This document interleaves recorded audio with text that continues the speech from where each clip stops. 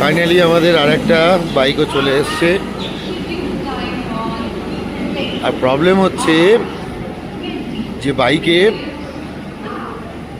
আমরা যখন বুক করেছিলাম তার যে রিসিপ্টটা আছে সেটা আমি বাড়িতে ভুলে আসি।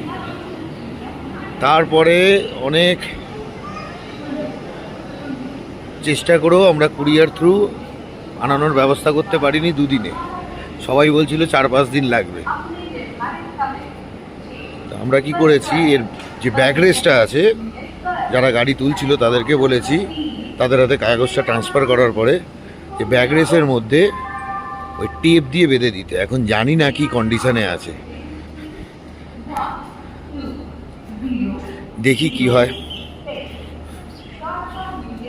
আচ্ছা, আমরা ব্যাক রেস থেকে পেয়েছি কাগজটা, মানে আমাদের টেনশন এখন শেষ হলো আর কি।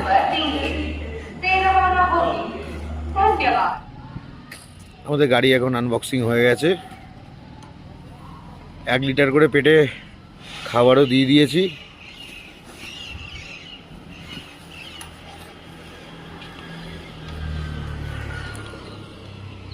আমার মোবাইল হোল্ডারটা ভেঙে গেছে, চেঞ্জ করতে হবে।